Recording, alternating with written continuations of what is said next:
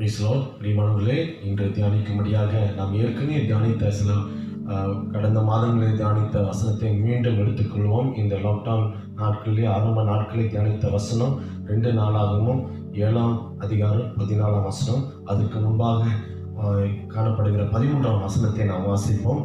நான் மழை இல்லாதபடிக்கு வானத்தை அடைத்து அல்லது தேசத்தை அழிக்க வெட்டுக்கிளிகளுக்கு கட்டளையிட்டு அல்லது என் ஜனத்துக்குள் கொள்ளை நோயை அனுப்பும் போது, இந்த இடத்துல 3 காரியங்களை பார்க்கிறோம். மழை இல்லாதபடிக்கு 1, 2வது தேசத்தை அழிக்க வெட்டுக்கிளிகளை கட்டளையிடுவேன், 3வது ஜனத்துக்குள்ளே கொள்ளை நோயை அனுப்பும் போது.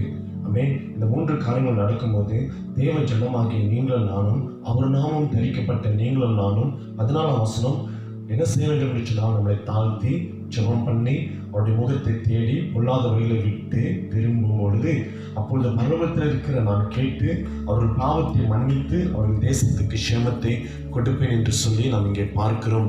இந்த இடத்துல 3 காரியங்கள், இந்த 3 காரியங்கள் பார்க்கும் பொழுது இன்றைய காலகட்டத்திலே நடந்து கொண்டிருக்கிறது. என்னவென்று சொன்னால், அல்லேலூயா, சில தேசங்களே மழை இல்லை, வெயில் பயங்கரமாக அடிக்கிறது. அடுத்தது வெட்டுக்கிளிகள் கடந்த வாரத்திலே நாம் பார்க்கும் பொழுது முடிந்த சில தினங்களுக்கு முன்பாக இந்தியா தேசத்திலே வெட்டுக்கிளிகள் வந்தது என்று சொல்லி பார்க்கிறோம். இந்த வெட்டுக்கிளிகள் கிழக்கு ஆப்பிரிக்கா தேசத்திலிருந்து காற்றால் கொண்டு வரப்பட்டு பாகிஸ்தான் மற்றும் ராஜஸ்தான், நார்த் இந்தியாவில் ராஜஸ்தான் என்று சொல்லப்படுகிற இடங்களில் பயிர் வகைகளை அழித்து போட்டு அதன் பிறகு மகாராஷ்டிரா என்ற பகுதியில் மாநிலங்கள் போய் அங்கேயும் ஒரு அழிவை கொண்டு வந்து, இப்பொழுது நான் என்ன கேள்விப்பட்டேன் என்று சொன்னால், தமிழ்நாட்டை நோக்கி இந்த வெட்டுக்கிளிகள் போய்கொண்டு இருக்கிறது என்று சொல்லி. அது மட்டுமல்ல, இன்றைக்கு எனக்கு கிடைத்த செய்தி, மலேசியாவில் ஒரு பகுதி, நான் சொல்ல விரும்பவில்லை, அந்த பகுதியில் இந்த வெட்டுக்கிளிகள் வந்தது என்று சொல்லி செய்திகள் வந்துச்சு.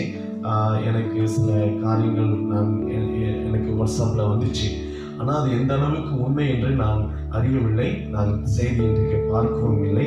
எது எப்படியோ பிரியமானவர்களே, வேதத்தில் சொல்லப்பட்ட சில அடையாளங்கள் இந்த நாட்களில் நடந்து கொண்டிருக்கிறது. இந்த கொரோனா வைரஸ், இந்த மரணத்தின் வாதை, இந்த மரணத்தை கொண்டு வருகிற இந்த பொல்லாத வாதை முழு உலகத்தை தாக்கி கொண்டு அநேக மரணங்களை மாறிக்கொண்டு போனது என்று சொல்லி பார்க்கிறோம். அடுத்தபடியாக வெயில் கொடூரம் ஒரு பக்கம், இன்னொரு அடுத்தபடியாக இப்போ வெட்டுக்கிளிகள் வந்து கொண்டிருக்கிறது. நிச்சயமாகவே பார்க்கும்பொழுது வேதத்தில் சொல்லப்பட்ட காரியங்கள் ஒவ்வொன்றும் நடந்து கொண்டு இருக்கும் வேளையிலே, அல்லேலூயா, மெய்யாகவே 14ஆம் வசனம் சொல்லப்பட்டது போல இனி காலமே இல்லை, இனி நம்ம தப்புவிக்கவே முடியாது, தப்பித்து கொள்ளவே முடியாது. அவருடைய சமூகம் தான் நமக்கு அடைக்கலம், அவருடைய சமூகம் தான் நமக்கு பாதுகாப்பு, அவருடைய பாதத்தில் விழுவது தான் நமக்கு மீட்பு. பிரியமானவர்களே, அவர் நாமும் தரிக்கப்பட்டு அவரால் மீட்கப்பட்ட தேவனுடைய பிள்ளைகளாக இருக்கிற நீங்களும் நானும் கடந்த வாரம் தியானித்தோம். அவர்களுடைய சாயலிலே நாம் வாழ வேண்டும், அவருடைய சாயலை நாம் தரித்திருக்க வேண்டும். அவரை அப்பா பிதாவை என்று கூப்பிட பண்ணுகிற அந்த புத்திர சுகார ஆவி நமக்கு கொடுத்திருக்கிறபடினாலே, அவருடைய பிள்ளைகளாக நாம் இருக்கிறபடினாலே, அவருடைய ஆவி நமக்குள்ளே இருக்கிறபடினாலே, இந்த நாட்களில் பிரியமானவர்களை முன்வைத்த காலை நாம் பின்னிட்டு பார்க்காமல், விட்டு வந்த பாவத்தை திரும்ப நாம் தொட்டி கொண்டு இருக்காமல், மீண்டும் மீண்டும் அதே பாவம் செய்து கொண்டு அல்லேலூயா விழுவதும் எழுந்திருப்பதும் என்று சொல்லி இப்படிப்பட்ட வாழ்க்கை வாழ்ந்து கொண்டிருக்காமல், அல்லேலூயா, வேதத்தை அதிகமாய் அறிந்து வசனங்களை நன்றாய் புரிந்து இந்த வேதத்தை நம்முடைய வாழ்க்கையில உட்கொண்டு ஏற்றுக்கொண்டு இந்த வேதத்தின்படி நம்முடைய வாழ்க்கையில வாழ வேண்டும் என்பது அவசியமாக இருக்கிறது. அல்லேலூயா, வசனத்தை நன்றாய் புரிந்து வசனத்தை நன்றாய் தியானம் பண்ணி இந்த வசனத்தை நாம் கை கொண்டு நடக்கும் பொழுது, அல்லேலூயா, வசனத்தை கொண்டு தான் பிசாசு இயேசு கிறிஸ்துவை சோதித்தது போல நம்மை சோதிக்க வருவான். அவன் அப்படி வரும் பொழுது, அல்லேலூயா, அவனுடைய சத்தம் நம்ம காதல வரும் பொழுது, சோதிக்க வரும் பொழுது, இயேசுவின் நாமத்தினாலே வார்த்தையை கொண்டு அந்த பிசாசை விரட்டி விட்டுட்டு அவன் கொண்டு வருகிற பாவ சோதனைகள் விழுந்து விடாதபடிக்கு, அல்லேலூயா, முன்வைத்த காலை பின்னிட்டு பார்க்காதபடிக்கு நாம் ஆண்டவருக்காக முன்னோக்கி செல்ல வேண்டும் என்று சொல்லி, ஹல்லேலூயா, இந்த நாட்களிலே கர்த்தர் நம்மோடு அதிகமாய் இடைப்பட்டு கொண்டிருக்கிறார், அதிகமாய் பேசிக் கொண்டிருக்கிறார். வாழ்க்கையில ஒரு மறுரூபமாக்கப்பட்ட காரியத்தை நாம் விட்டுக் கொடுப்போம். இந்த இடத்துல நாம் பார்க்கும்போது அவர் நாமம் தரிக்கப்பட்டு அவருடைய ஜனமாக ஜனங்களாகி நாம் இன்னும் தாழ்த்துவோம், இன்னும் மனம் திரும்புவோம், இன்னும் நம்முடைய வழிகளை விட்டு அவருடைய சமூகத்துக்கு திரும்ப ஒப்பு கொடுப்போம். அப்பொழுது ஆண்டவர் நிச்சயமாக நம்முடைய தேசத்துக்கு சேமத்தை கொடுப்பார். இந்த நாட்களில் தேசத்தில் இந்த கொரோனா வைரஸ் கணிசமாக குறைந்து போய்கொண்டே இருக்கிறது. அல்லேலூயா. இன்றைக்கு நாட்களிலே சில மாற்றங்களை பார்க்கிறோம். அநேகருடைய ஜெபங்கள், அநேகருடைய மனம் திரும்புதல். அல்லேலூயா.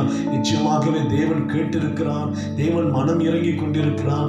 தேவன் அல்லேலூயா அந்த வாதை எடுத்து போட்டு கொண்டிருக்கிறார். அது முற்றிலுமாக தேசத்தை விட்டு, இந்த உலகத்தை விட்டு இல்லாமலே போகும் அளவுக்கு அல்லேலூயா நாம் உண்மையாகவே ஆண்டவருடைய சமூகத்தில் தொடர்ந்து தாழ்மையோடு காத்திருக்க வேண்டியது அவசியமாக இருக்கிறது. இந்த வெட்டி கிளிகளை குறித்து பார்க்கும் பொழுது இதே சம்பவம் எல்லாருக்கும் தெரியும். யாத்திராகம புஸ்தகத்திலே அல்லேலூயா மோசேயின் நாட்களிலே இந்த வெட்டி கிளி என்ற வாதை அனுப்பப்பட்டது. இந்த வாதை அனுப்பப்பட்ட பொழுது அல்லேலூயா அந்த எகிப்து தேசம் எங்கும் பரம்பி எல்லை எங்கும் ஏராளமாக அங்கே இறங்கிற்று என்று சொல்லி பார்க்கிறோம். அதற்கு முன் வெட்டிகளில் அதற்கு முன் இருந்ததும் இல்லை, அதற்கு பின் இருப்பதும் இல்லை. அவைகள் பூமியின் முகம் முழுவதும் மூடிட்டு தேசம் அவைகளால் அந்தகாரப்பட்டது. கல்மலைக்கு தப்பியிருந்த நிலத்தின் பயிர் வகைகள் யாவையும் மரங்களின் கனிகள் யாவையும் அவைகள் பட்சித்து போட்டது என்று சொல்லி அல்லேலூயா யாத்திராகமம் 10ஆம் அதிகாரம் வசனம் 13, 14, 15 நாம் வாசிக்கலாம். 13ஆம் வசனம், அப்படியே மோசே தன் கோலை எகிப்து தேசத்தின் மேல் நீட்டினான். அப்பொழுது கர்த்தர் அன்று பகல் முழுவதும் அன்று ராம் முழுவதும் கீழ்காற்றை தேசத்தின் மேல் வீச பண்ணினார். விடிய காலத்தில் கீழ்காற்று வெட்டி கிளிகள் கொண்டு வந்தது என்று சொல்லி இங்கே நாம் தொடர்ந்து வாசிக்கலாம். ஆக இந்த வாதை வரும் பொழுது அல்லேலூயா 10 வாதை எகிப்தில் அனுப்பப்பட்டது. ஆக ஒவ்வொரு வாதை வரும் பொழுது பார்வோன் என்ன செய்வான் என்று சொன்னால், அவன் மோசேயும் ஆரோனையும் வரவழைத்து, உங்களுக்கும் உங்கள் தேவனுக்கும் விரோதமாக நான் பாவம் செய்துவிட்டேன் என்று சொல்லி அறிக்கை செய்வான். ஆனால் அவனுடைய அறிக்கை வாஸ் நாட் சின்சியர். அதாவது அவன் செய்கிற ஒவ்வொரு அறிக்கையும் உண்மையாக உள்ளத்தின் ஆழத்திலிருந்து மனம் திரும்பின ஒரு பாவ அறிக்கையா இருக்காது. அவனுக்கு அந்த நேரத்துல அந்த பயங்கரம் நடக்கும் நேரத்துல, அந்த வாதை வாதிக்கும் நேரத்திலே, அந்த வாதை தேசத்தை தாக்கும் நேரத்திலே, எகிப்தியர்களை தாக்கும் நேரத்தில், அந்த நேரம் மட்டும்தான் அவன் மனம் திரும்பினது போல பேசுவான், மனம் திரும்பினது போல அறிக்கை செய்வான். ஆனா உண்மையான மனம் திரும்புதல் கிடையாது. அந்த நேரத்தில் மோசேயும் ஆரோனையும் அனுப்பித்து அல்லேலூயா அவர்கள் ஜெபித்து அந்த வாதியை நிறுத்த வேண்டும். அதற்காகத்தான் அவன் என்ன செய்வான், அவன் மனம் திரும்பினது போல அவன் பேசுவான்.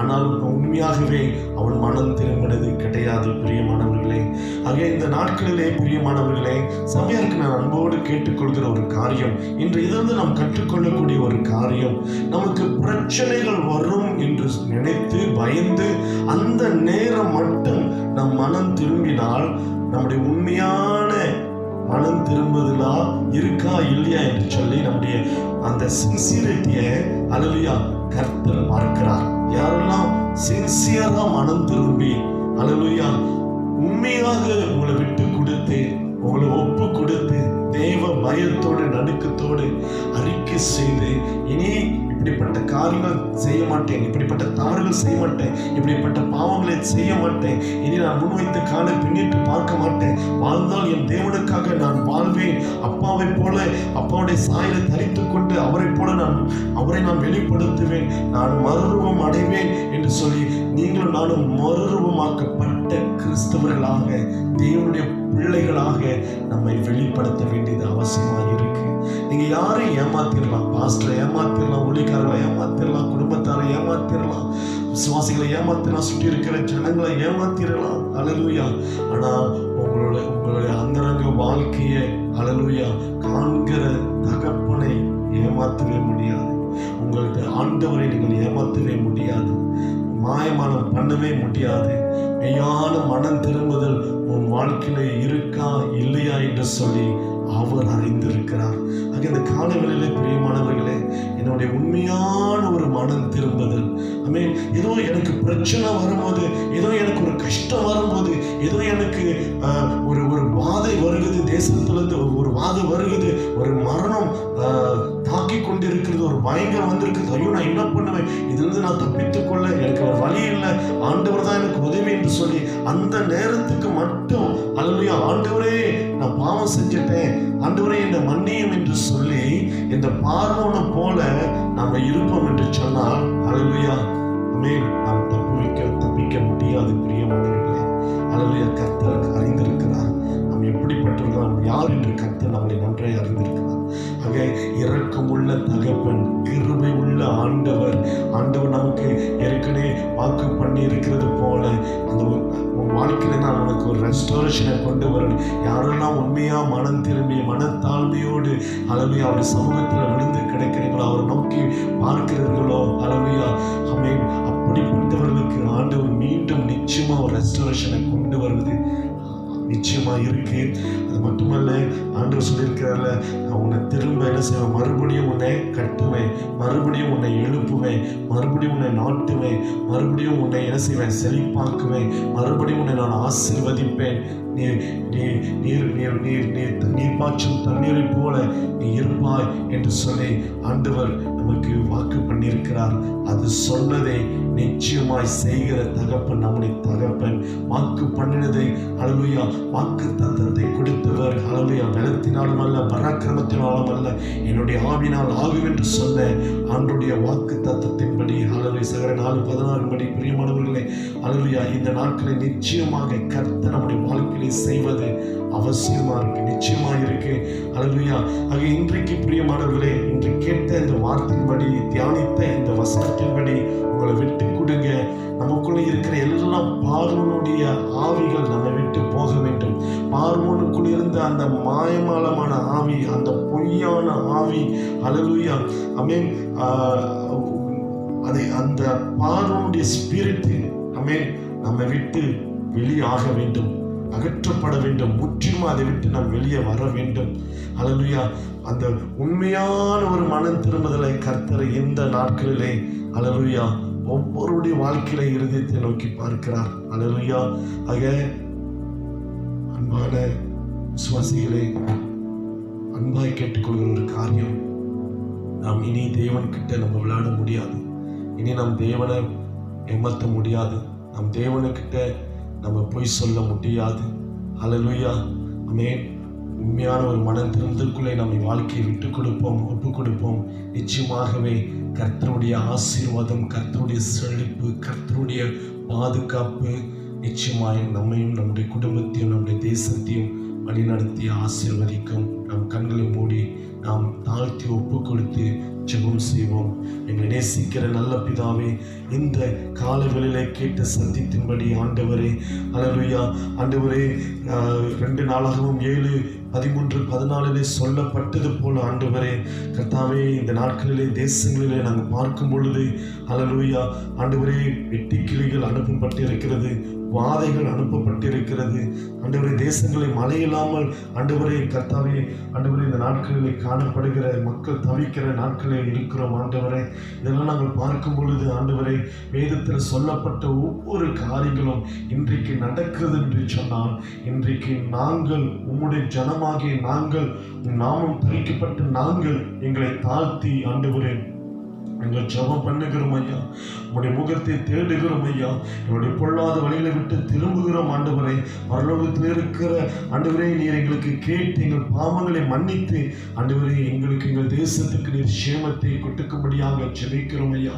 அன்று யாத்ராம புஸ்தகத்திலே நாங்கள் தியானித்தது போல ஆண்டவரே அல்லேலூயா எகிப்திலே ஆண்டவரே இந்த வெட்டி கிளிகள் அனுப்பப்பட்ட அந்த பாதையை ஆண்டவரே அந்த நேரத்தில் மட்டுமல்ல, எப்பெல்லாம் அந்த 10 வாதிகள் அனுப்பப்பட்டதோ அப்பெல்லாம் அந்த பார்வோன் ஆண்டவரே ஓ ஹல்லேலூயா நான் பாவம் செய்திருக்கிறேன் என்று சொல்லி ஆண்டவரே கர்த்தாவே அவன் அறிக்கை செய்தான். ஆனால் உண்மையான அறிக்கை அல்ல ஆண்டவரே. அநேக முறை ஆண்டவரே யாத்திராகமம் 9:27 வாசிக்கிறோம், அப்போது பார்வோன் மோசேயும் ஆரோனையும் அழைப்பித்து, நான் இந்த முறை பாவம் செய்தேன், கர்த்தர் நீதி உள்ளவர், நானும் என் ஜனமும் துன்மார்க்கர் என்று அவன் சொன்னான், ஆனால் அவன் மனம் திரும்பவில்லை ஆண்டவரே. அல்லேலூயா. அப்படிப்பட்ட பார்வோனை போல நாங்கள் ஆண்டவரே, அல்லேலூயா, எங்கள் வாழ்க்கையிலே இப்படிப்பட்ட பொய்யான காரியங்கள் ஆண்டவரே, எங்களுடைய ஆபத்தான நேரத்தில் மட்டும் ஆண்டவரே, அல்லேலூயா, நாங்கள் ஆண்டவரே கர்த்தாவே, நாங்கள் மனம் திரும்பி பிறகு மீண்டும் பாவத்திலே விழுவோம், எழுந்திருக்கவும் ஆண்டவரே, இப்படிப்பட்ட வாழ்க்கை எங்களுக்கு வேண்டாம் ஆண்டவரே. அல்லேலூயா. நாங்கள் ஆண்டவரே, நீர் நீதியாய் உள்ள தேவன், நீ நீதியின் தேவன், நீ நீதி பரர் ஆண்டவரே.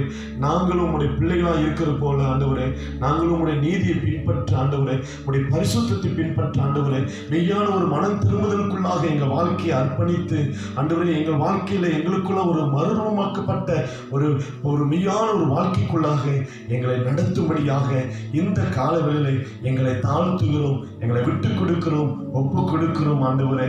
கர்த்தர் எங்களுக்குள்ளாக ஆண்டவரே ஒரு ரெஸ்டோரேஷனை கொடுப்பேன் என்று சொன்னீரேன் ஆண்டவரே. அந்த சிறப்பை ஆண்டவரே எங்களுக்கு கொடுக்கிறதுக்காக ஸ்தோத்திரம். இழந்ததை நாங்கள் திரும்ப பெற்றுக்கொள்ள போகிறதற்காக, எல்லா ஆசீர்வாதத்தை எங்களுக்கு நீ திரும்ப நீ தருவதற்காக ஸ்தோத்திரம் ஆண்டவரே. நன்றி செலுத்துகிறோம், தாழ்த்தி நாமத்தை உயர்த்துகிறோம். எல்லா துதி கன மகிமை உமக்கு செலுத்துகிறோம். இயேசுவின் நாமத்தினால் ஜெபிக்கிறோம் எங்கள் ஜீவனுள்ள பரமபிதாவே. ஆமென், ஆமென். கர்த்தர் தாமே உங்களை ஆசீர்வதித்தார். God bless you. Praise the Lord.